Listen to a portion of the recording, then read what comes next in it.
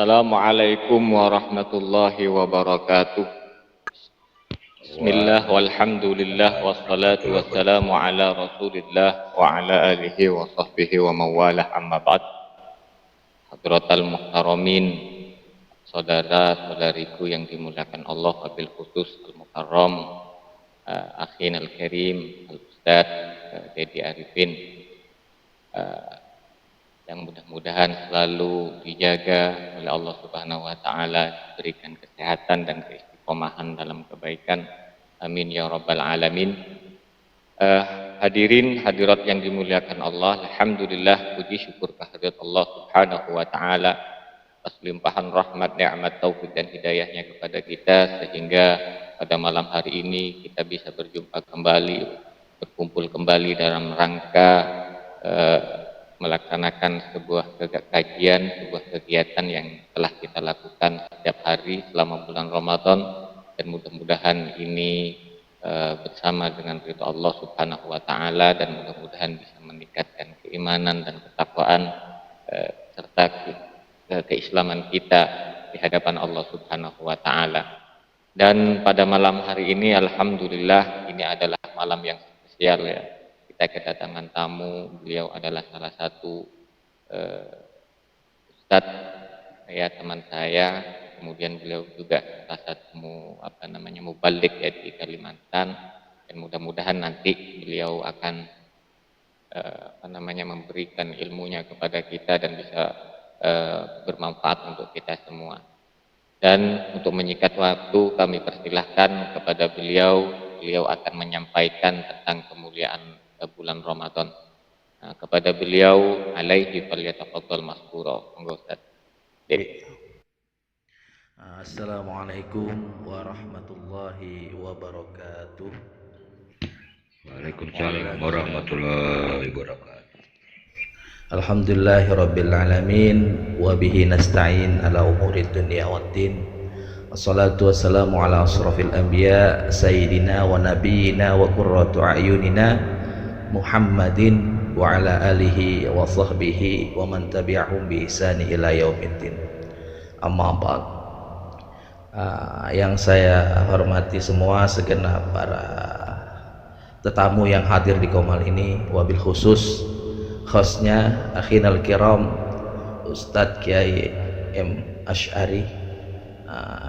Mudah-mudahan beliau selalu mendapatkan kesejahteraan dan kemudahan dalam urusan dakwah, dan utamanya juga selalu diberi kemudahan dalam setiap aktivitas beliau. Begitupun dengan kita semua.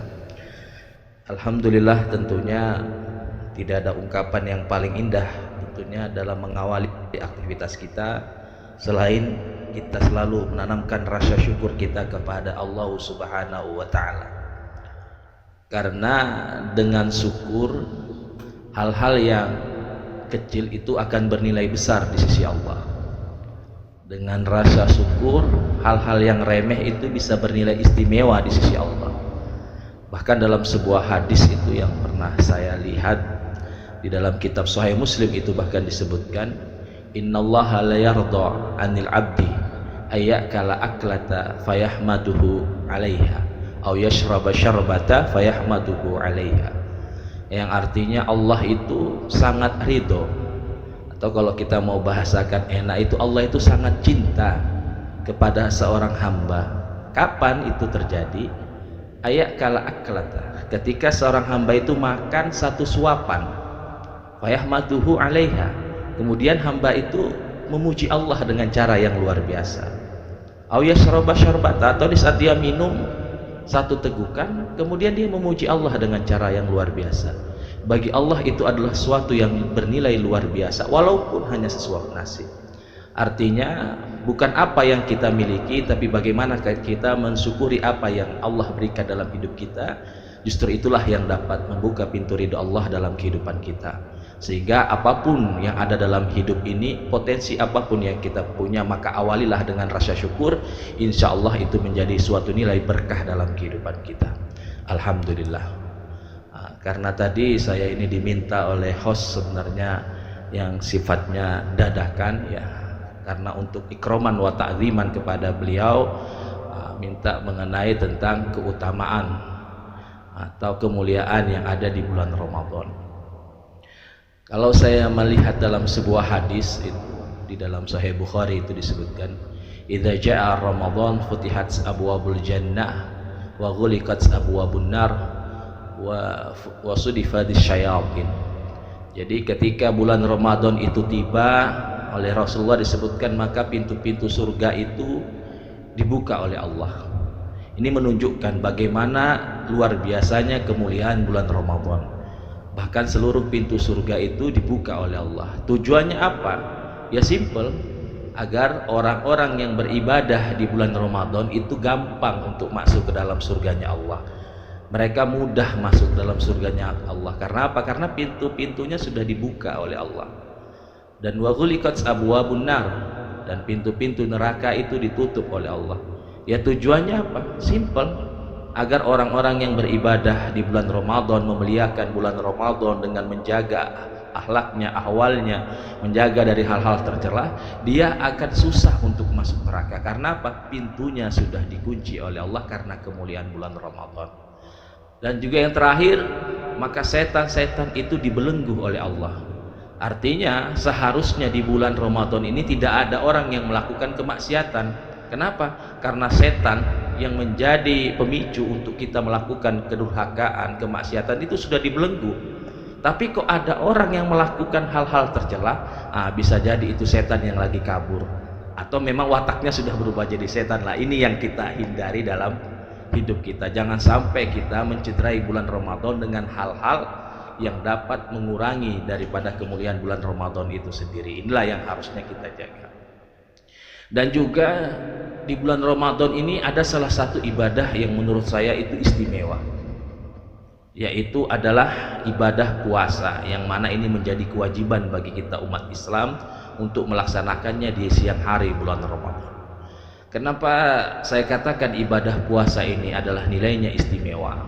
Karena kalau kita acu atau kita lihat dalam sebuah hadis qudsi, Allah Subhanahu wa taala berfirman, di sana jelas, kullu amal ibnu adam lahu.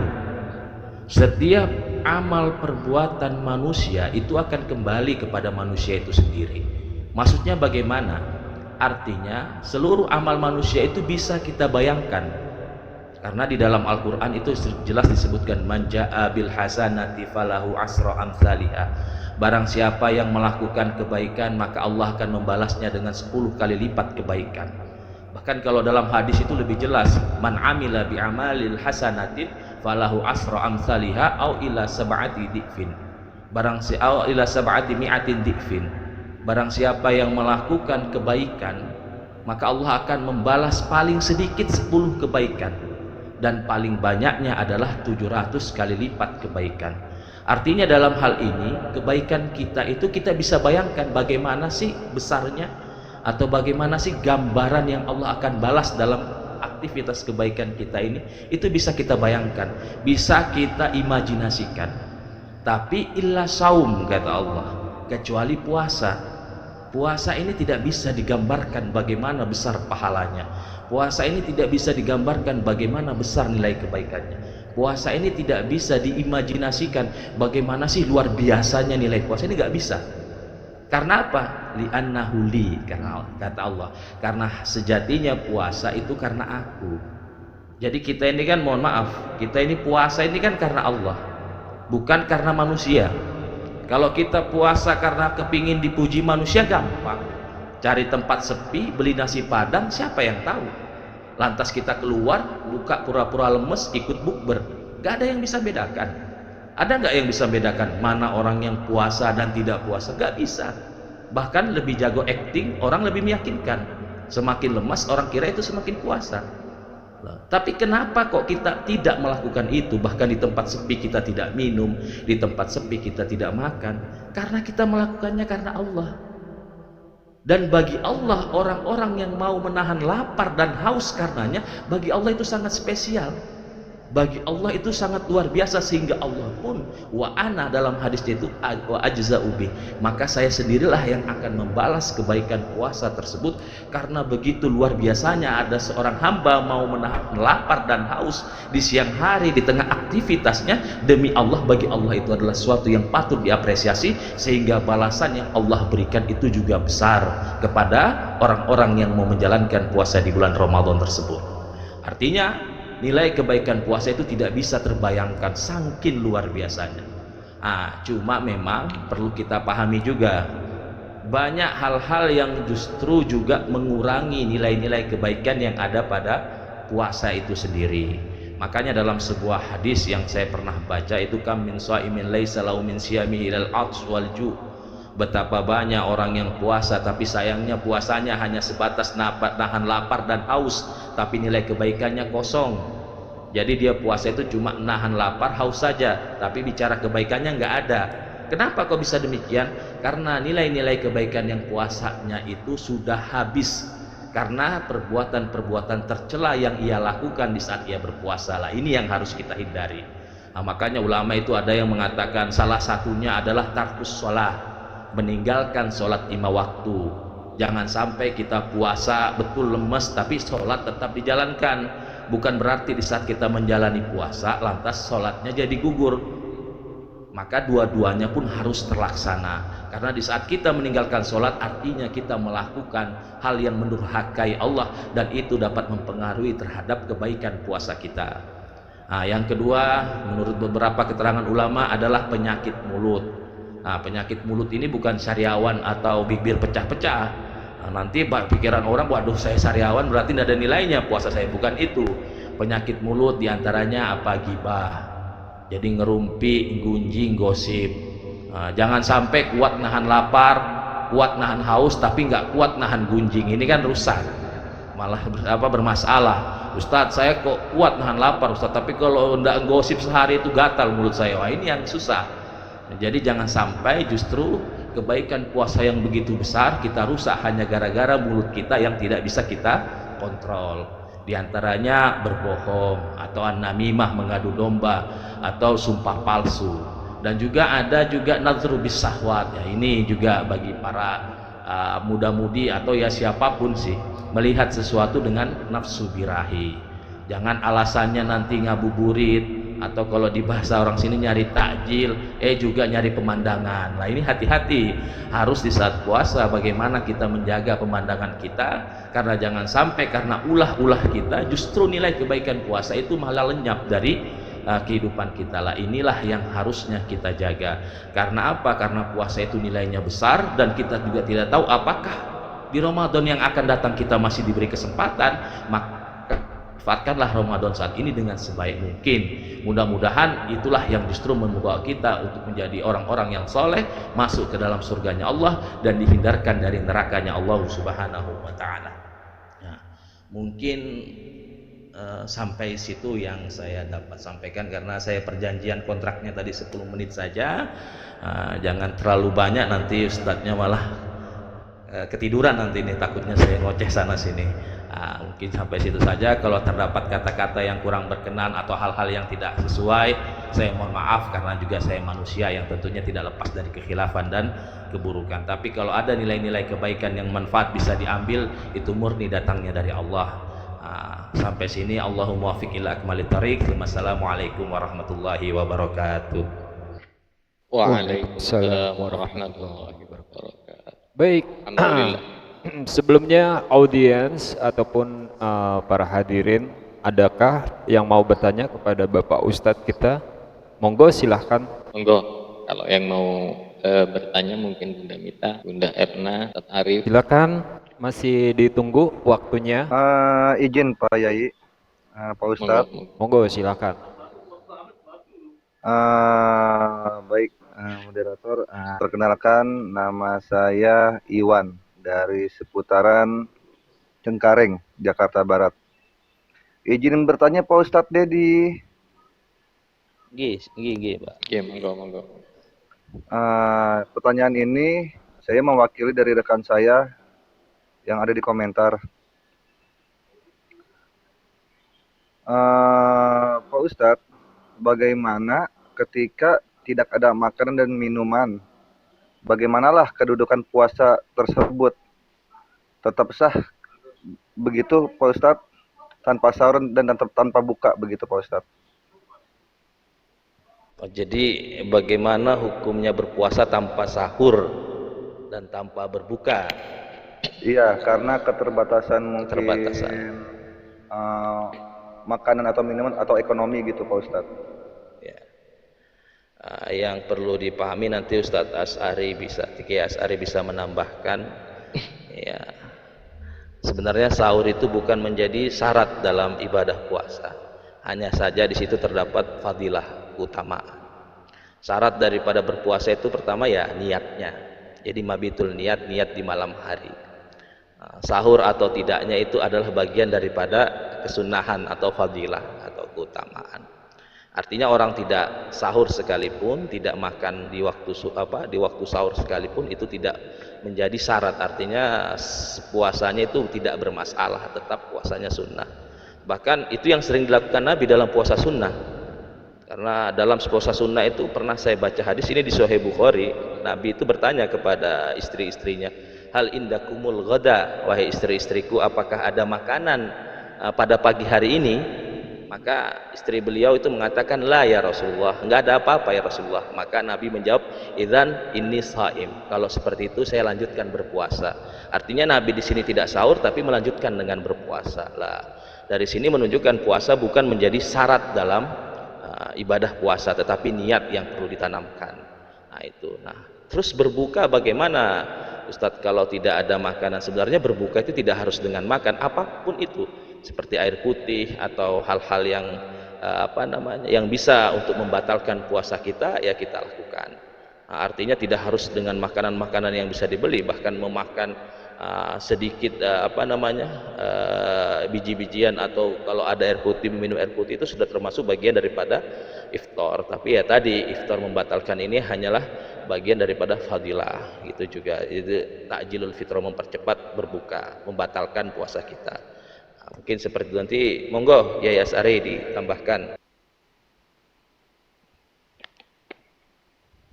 Insya Allah sudah cukup. Jangan lebih begitu. dari itu. Baik. Monggo yang lain. Terima kasih Pak Ustadz Dedi Arifin dan Pak Ustadz Muhammad Asy'ari atas penjelasannya. Mudah-mudahan kita yang di sini bisa mengambil ilmu dari guru-guru kita, Pak Ustadz Dedi dan Pak Ustadz Muhammad Asy'ari. Amin. Terima kasih Pak Moderator. Amin. Silakan Pak Moderator. Kemudian untuk tambahan dari Yai, silakan monggo Yai. Nggak ada sudah. Nggak ada Bang. Baik, untuk teman-teman yang lain, pada kesempatan ini waktu kita masih panjang, santai. Silakan yang mau bertanya bisa diketikkan di bawah kolom komentar atau naik langsung. Masih ditunggu waktunya. Terima kasih. Gimana Yai? Ini di bawah ada yang bertanya, saya Erna dari Maluku Utara ingin bertanya, Ustadz, selama dalam bulan puasa tidak pernah ikut. Maksudnya gimana ini? Saya Erna dari Maluku Utara ingin bertanya, Ustadz, selama malam bulan puasa tidak pernah ikut taraweh, apa ada kena hukumannya? Monggo Yai, silahkan. Monggo Ustadz Dedi. Ya antum lah Yai Sohibul Lah, Wilayah. antum. Enggak, Yai Dedi silahkan monggo dijawab Yai. Oh, okay. Jadi terawih kalau kita lihat itu kan adalah sunnah. Sunnah ini definisinya apa? Yaitu sesuatu yang apabila dikerjakan akan mendapatkan ganjaran, dan apabila kata ditinggalkan ya nggak masalah gitu loh. Artinya sunnah ini ya kalau kita mau kerjakan silahkan karena ada kebaikan, tidak dikerjakan pun tidak ada masalah. Bukan suatu yang memang keharusan. Jadi ya kalau kita mau silahkan, enggak pun enggak ada masalah. Bahkan kalau kita lihat dalam sejarah sholat tarawih, justru di zaman Nabi tarawih itu tidak secara jelas, secara tasrih itu enggak ada. Yang saya baca dari beberapa hadis, Nabi itu melakukan sholat di waktu Ramadan di malam hari itu justru 11 rakaat, tanpa menjelaskan apakah itu taraweh atau sholat sunnah, tahajud atau apapun itu. Bahkan tapi yang perlu kita pahami, kualitas sholatnya luar biasa. Karena kalau saya lihat dalam hadis itu yang digambarkan salah satunya oleh Abdullah bin Mas'ud, itu sholat Nabi itu rakaat pertamanya saja sudah 5 juz sendiri. Jadi luar biasa gitu loh, berdirinya dan bacanya tartil, sehingga sholat 11 rakaat itu kayaknya sholat 1000 rakaat saking lamanya berdiri. Nah, itu yang saya pernah baca dalam beberapa riwayat hadis. Nah, kemudian di zaman Sayyidina Umar lah kemudian sholat tarawih itu digalakkan untuk berjamaah. Nah, artinya dalam hal ini sholat tarawih itu hanya sebatas hukum sunnah. Nah, jadi jangan sampai kita jadikan permasalahan, mau dikerjakan silahkan, ditinggalkan pun tidak ada masalah, bukan sebuah kewajiban. Justru yang perlu kita jaga adalah puasa di bulan Ramadannya itu, karena itu menjadi sebuah kewajiban. Karena jangan sampai kita ini menjadi orang yang senang melakukan sunnah tapi meninggalkan kewajiban. Ini salah kaprah kadang. Tarawih dikejar tapi di siang harinya nggak puasa. Ini yang terbalik. Jangan takasul anil faraid wa tasyaggul anil nawafil. Jangan kita sibuk dengan yang hal-hal yang sunnah tapi meninggalkan wajib. Itu salah kaprah. Tetap gimana pun nilainya suatu yang fardu itu sangat tinggi di sisi Allah. Sunnah kalau memang kita bisa kerjakan tidak menjadi sebuah permasalahan. Karena Nabi juga pernah bersabda, khudzu minal a'mal ma tutikun. Kerjakanlah kebaikan itu berdasarkan kemampuan kita. Jadi artinya hal-hal sunnah itu lihat kemampuanmu. Kalau mampu kerjakan, enggak jangan. Itu. Jadi jangan ad-dinu yusrun kata Nabi. Agama itu mudah, jangan dipersulit dalam hal-hal berbicara kebaikan. Nah, mungkin seperti itu mungkin. Monggo Kiai. Yakfi. Monggo Yai. Kiroron antum. Izin dong. Monggo.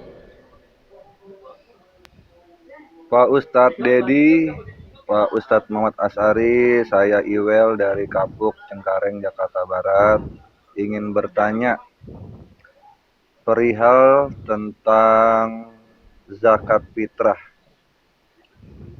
Apakah suatu kewajiban bagi umat muslim?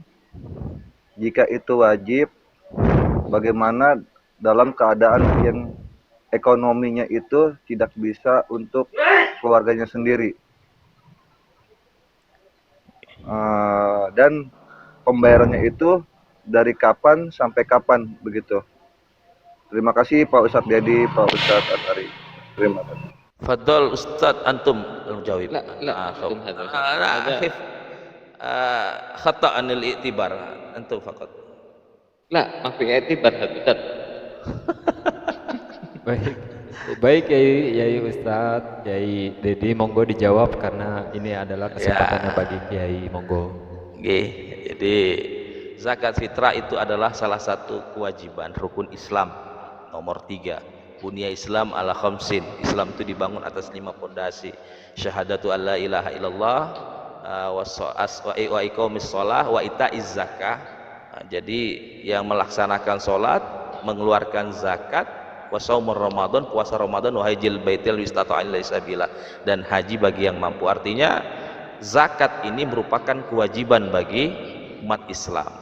Sehingga utamanya zakat fitrah di saat kita sudah memasuki akhir di bulan Ramadan, maka tentu ada kewajiban kita untuk menunaikannya. Batasnya kapan? Sampai khatib mau naik ke mimbar. Artinya di malam Ramadan itu harusnya sudah tuntas untuk pembayaran daripada zakat tersebut. Nah, bagaimana di saat orang memang tidak ada? Memang kalau di hari itu tidak ada makanan yang bisa dikeluarkan untuk zakat, maka gugur kewajiban tersebut.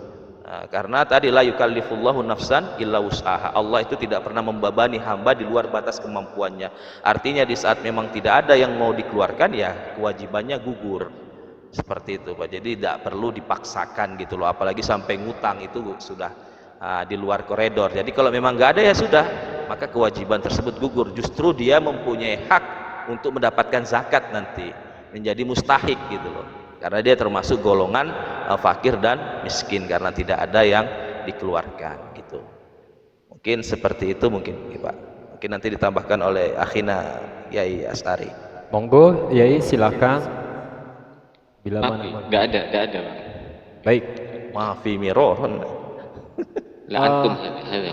Satu pertanyaan buat Kiai Dedi dari saya pribadi nih, boleh? Nggih. Boleh. Permisi Yai, mau bertanya, saya Andre dari Bogor.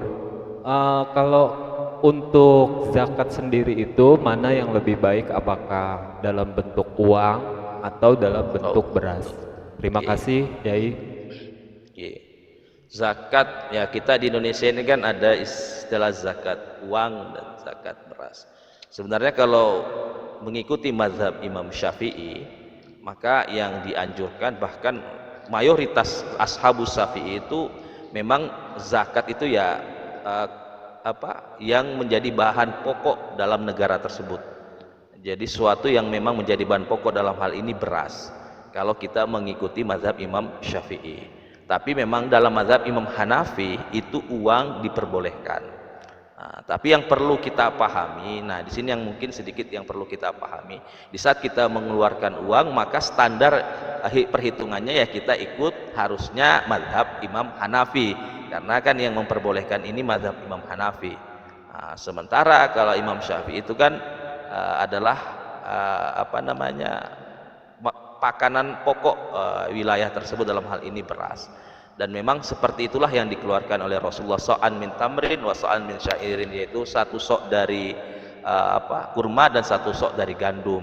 Nah, dalam hal ini kita satu sok dari beras yang kita keluarkan. Maka mana yang lebih afdol?